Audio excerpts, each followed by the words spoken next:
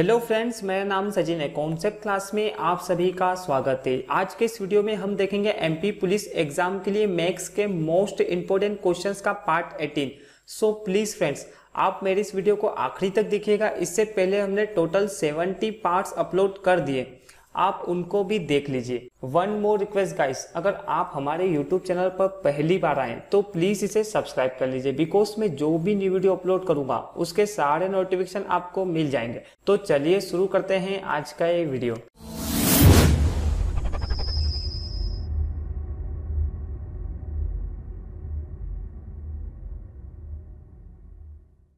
First question क्या दिया हुआ है हमें?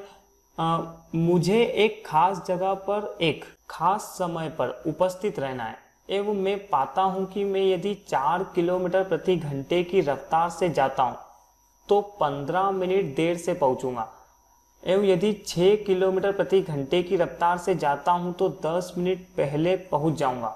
मुझे कितनी दूरी किलोमीटर में तय करनी होगी? मतलब यहाँ पर क्या है, डिस्टेंस हमें ज्ञात करना है। सबसे पहले हमें सवाल में जो गिवन है वो हम देख लेते हैं। मतलब मान लेते हैं कि ये जो है वो डिस्टेंस है टोटल, मतलब यहाँ से यहाँ तक की क्या है, ये डिस्टेंस है।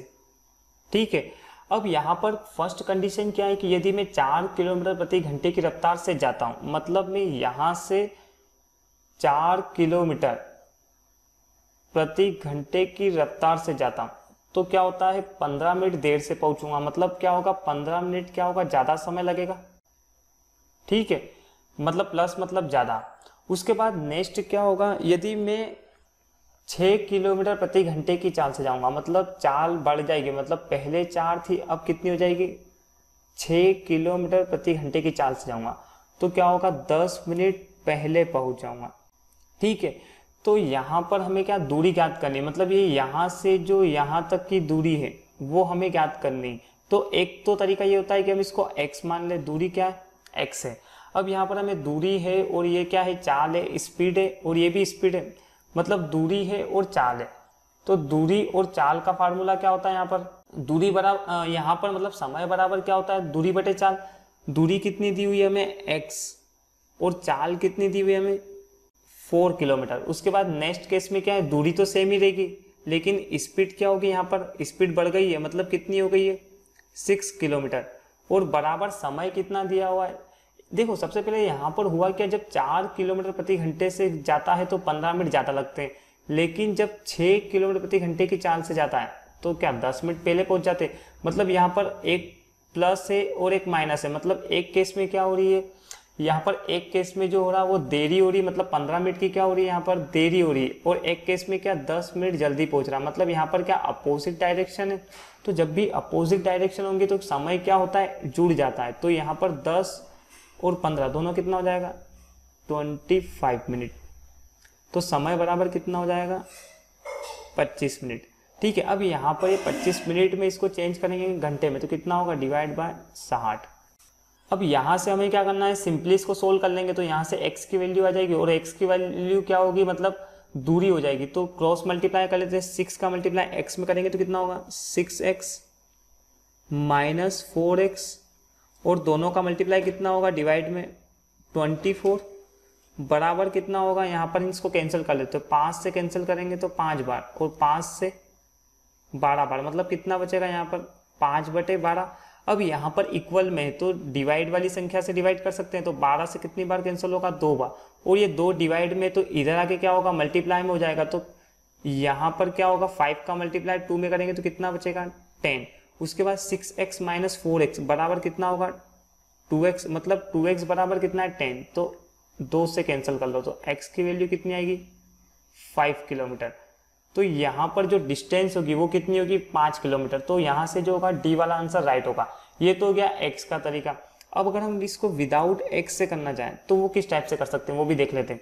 सबसे पहले हमें यहाँ पर क्या है कि दूरी है, एक दूरी है जिसको 4 किलोमीटर प्रति घंटे की तय कर से जाते हैं तो 15 मिनट की देरी होती है, लेकिन जैसे ही 4 से चाल बढ़ाकर 6 किलोमीटर प्रति घंटा करते हैं तो समय क्या 10 मिनट, मतलब 10 मिनट जल्दी पहुंच जाते हैं। तो यहाँ पर जो है दोनों जो चालें हैं उनका मल्टीप्लाई ऊपर, मतलब क्या होगा, 4 × 6।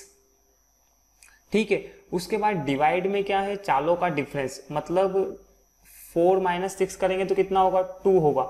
उसके बाद मल्टीप्लाई, यहाँ पर क्या है, समय देखो 25 ही होगा, ताकि दोनों अपोजिट डायरेक्शन है तो समय क्या होगा, जुड़ेगा, तो मल्टीप्लाई बाय टी। और ये मिनट में है तो इसको घंटे में चेंज करेंगे तो डिवाइड बाय 60। बस इसको यहाँ से हमें सोल्व कर लेना। तो 6 से डिवाइड करेंगे 60 को तो कितनी बार होगा, 10 बार। उसके बाद 2 से डिवाइड कर लेते हैं 4 को तो 2 बार, और 2 से 5 बार, और 5 से डिवाइड करेंगे तो कितना होगा, 5 ही होगा। तो दूरी कितनी आ जाएगी यहाँ पर, 5 किलोमीटर।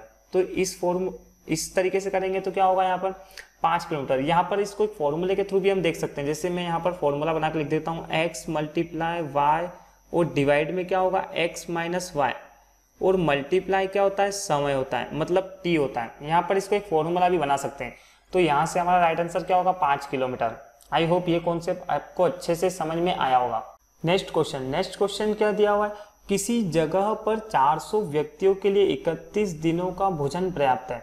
28 दिन बाद 280 व्यक्ति जगह छोड़कर चले गए, तो बचा हुआ भोजन बचे हुए व्यक्तियों के बीच कितने दिनों के लिए पर्याप्त है।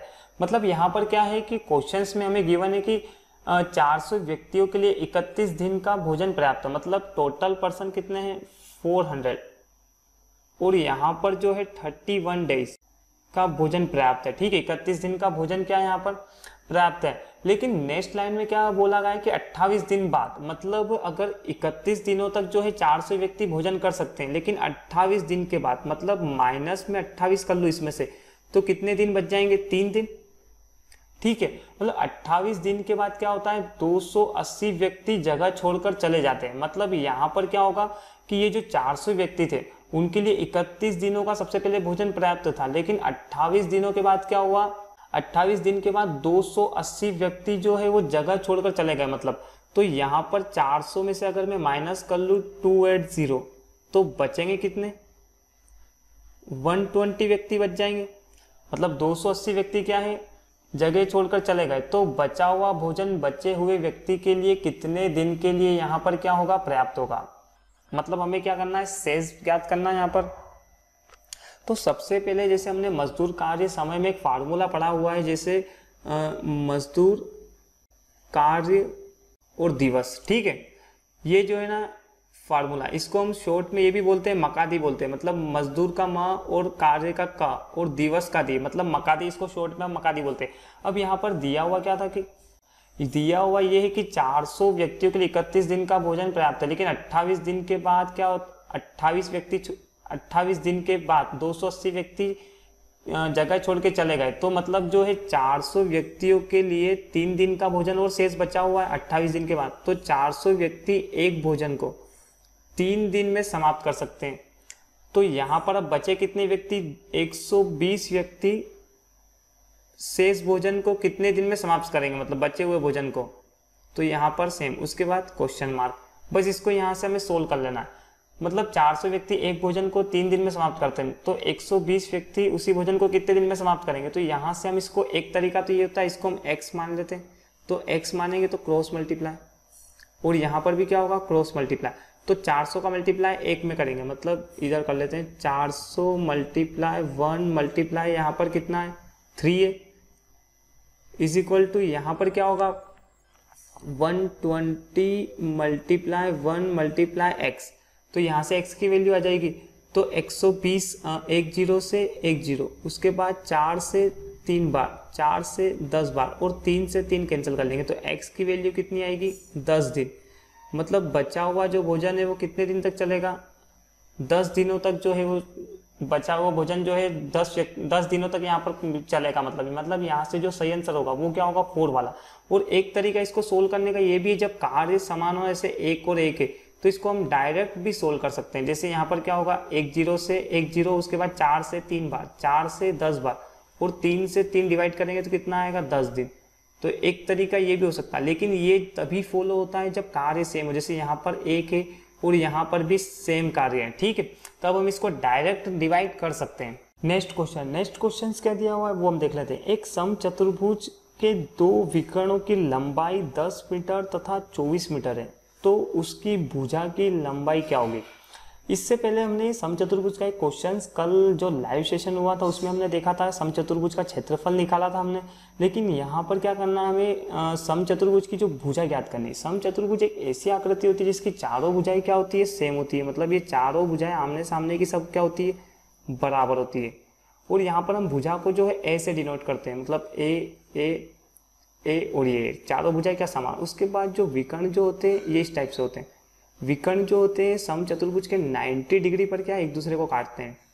उसके बाद यहाँ पर क्या है, एक दो विकर्ण में से की लंबाई, मतलब यहाँ पर ये d1 होता है और ये क्या होता है, d2 होता है। मतलब एक विकर्ण की लंबाई क्या है यहाँ पर 10 मीटर है और दूसरे विकर्ण की लंबाई क्या है यहाँ पर 24 मीटर है। ठीक है, और ज्ञात क्या करना है हमें, यहाँ पर भुजा की लंबाई ज्ञात करनी। मतलब यहाँ पर जो a है, a बराबर क्या होगा। अब यहाँ पर जब भी हमें भुजा ज्ञात करनी हो तो उसका एक फॉर्मूला यहाँ पर ये होता है, वो फार्मूला हम देख लेते हैं। फॉर्मूला ये होता है कि a² बराबर d1/2, उसके बाद प्लस स्क्वायर, उसके बाद d2 और डिवाइड में 2 और पूरे का स्क्वायर। ठीक है, अब यहाँ से क्या है, हम a ज्ञात कर सकते हैं। अब यहाँ पर हमें ज्ञात क्या करना है, a² ज्ञात करना है। और d1 की लंबाई हमें कितनी दी हुई है, 10 मीटर, मतलब 10/2, पूरे की पावर कितनी है 2। उसके बाद प्लस यहाँ पर d2 कितना है 24/2, पूरे की पावर 2।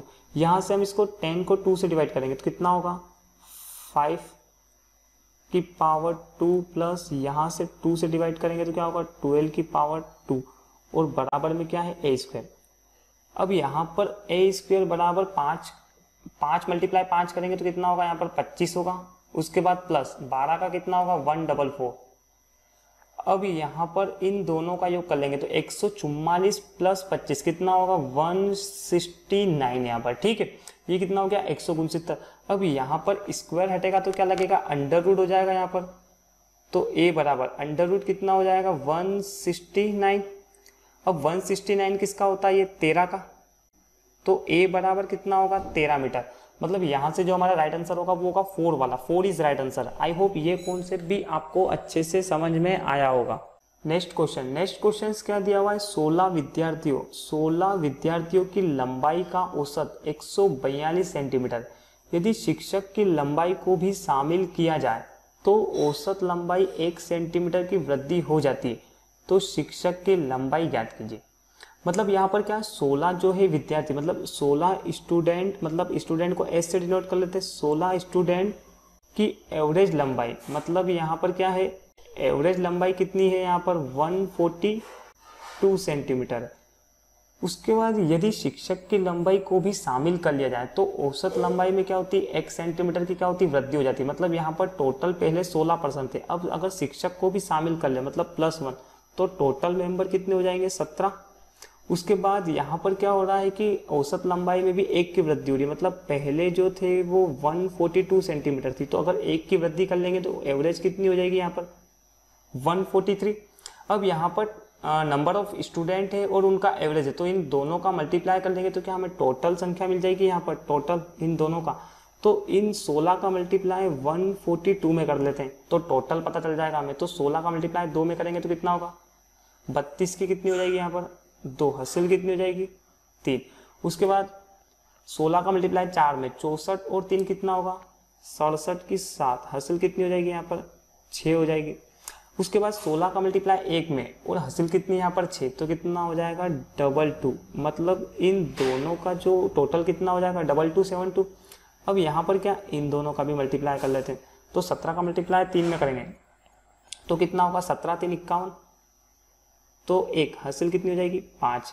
17 का मल्टीप्लाई 4 में कर लेंगे तो कितना होगा 17 4 68 और 5 कितना होगा 73 की 3, हासिल कितनी हो जाएगी 7।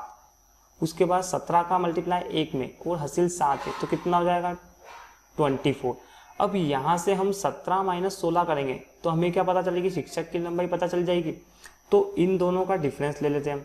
तो यहाँ पर डिफरेंस करेंगे तो क्या होगा 2431 और माइनस किसको करेंगे 2272। तो इन दोनों का डिफरेंस क्या होगा, यहाँ पर क्या 1 है तो 11 में से 2 जाएंगे तो कितने बचेंगे यहाँ पर 9 बच जाएंगे। उसके बाद यहाँ पर 3, तो एक हंसी लगी तो 2 बच जाएंगे, तो 12 में से 7 जाएंगे तो कितने बचेंगे 5। उसके बाद 23 में से 22 जाएंगे तो कितने बचेंगे यहाँ पर 1। मतलब शिक्षक की जो लंबाई है वो कितनी है 159 सेंटीमीटर। तो यहाँ से हमारा राइट आंसर क्या होगा, फर्स्ट वाला, मतलब first is right answer. Next question क्या दिया हुआ है, कोई व्यक्ति एक निश्चित दूरी 70 किलोमीटर प्रति घंटे की गति से कार द्वारा तय करता है तथा वह 55 किलोमीटर प्रति घंटे की गति से स्कूटर द्वारा अपने प्रस्थान बिंदु पर वापस लौटता है। यात्रा के दौरान उसकी औसत गति क्या है। मतलब कोई व्यक्ति है एक निश्चित दूरी, मतलब ये हो गई एक निश्चित दूरी हो गई, ठीक है, ये क्या है डिस्टेंस है। अगर 70 किलोमीटर प्रति घंटे की कार से जाता है, मतलब जाता कितने की चाल से, 70, स्पीड कितनी है 70 किलोमीटर प्रति घंटे की चाल से, और वापस रिटर्न कितनी किलोमीटर प्रति घंटे की चाल से आता है यहाँ पर 55 किलोमीटर प्रति घंटे की चाल से, ठीक है। तो पूछा क्या है हमें यहाँ पर एवरेज स्पीड, मतलब यहाँ पर हमें ज्ञात क्या करना है, एवरेज स्पीड ज्ञात करना है। तो एवरेज स्पीड ज्ञात करने का एक फार्मूला होता है 2xy और अपॉन क्या होता है x + y, ये किलोमीटर प्रति घंटा, ठीक है। अब यहाँ पर हम x फर्स्ट वाली को मान लेते हैं और सेकंड वाली को क्या y मान लेते हैं, तो क्या होगा यहाँ पर 2 × 70 × 55 और डिवाइड में क्या होगा इन दोनों का योग, मतलब 70 और 55 का योग कितना होगा यहाँ पर 125। 70 और 55 का योग कर लो यहाँ पर, तो कितना होगा x + y मतलब 125। बस यहाँ से हमें क्या सिंपली इसको सोल्व कर लेना है। तो 5 से कितनी बार कैंसिल होगा 11 बार, वो 5 से 5 2 10 5 25। उसके बाद 5 से कैंसिल करेंगे तो 5 × 5 बचेंगे, तो 5 × 20। उसके बाद क्या होगा 5 25। अब इन तीनों का मल्टीप्लाई कर लेते हैं, तो 14 का मल्टीप्लाई 2 में करेंगे तो कितना होगा 28 × 11 और डिवाइड में कितना है 5। तो इन दोनों का मल्टीप्लाई कर लेते हैं, तो 11 का मल्टीप्लाई 8 में करेंगे तो कितना होगा 88। उसके बाद 11 का मल्टीप्लाई 2 में और 8 हासिल हो जाएगी तो कितना हो जाएगा 22 और 8 30 और डिवाइड में कितना है 5। इसको बस सोल्व करना है, तो 5 × 30।